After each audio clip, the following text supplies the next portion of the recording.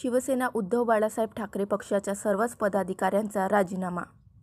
जिल्ह्याचे व तालुक्याचे नेतृत्व मान्य नसल्यामुळे राजीनामे दिले. शिवसेनेचा बालेकिल्ला असलेल्या दर्यापूर मतदारसंघामध्ये अवघ्या 10 वर्षांनंतर शिवसेनेचा उमेदवार मिळाला. त्यामुळे तालुक्यातील पदाधिकाऱ्यांसह शिवसैनिकांनी सुद्धा जीवाचे रान करून आपली शिवसेना जिवंत राहिली पाहिजे याकरिता उमेदवार गजानन भाऊ लवटे यांना निवडून आणले.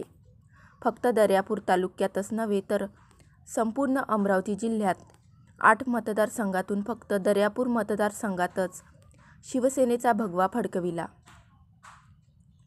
हे सर्व शक्य झाले ते फक्त दर्यापूर शिवसेना पक्षाचे निष्ठावंत व सफल तालुका प्रमुख सुनील पाटील डिके यांच्या नेतृत्वामुळे हे सर्व परिचित आहे.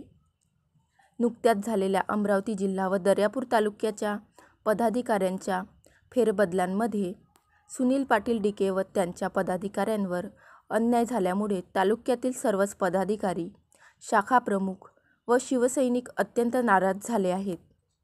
ज्या शिवसैनिकांनी पक्ष डुबण्यापासून वाचविला असाच शिवसैनिकांना डावल्या जात असल्यामुळे आज दुपारी 3 वाजता दर्यापूर येथील वैभव मंगल कार्यालय येथे सर्व पदाधिकारी, शाखा प्रमुख यांची बैठक आयोजित करण्यात आली होती.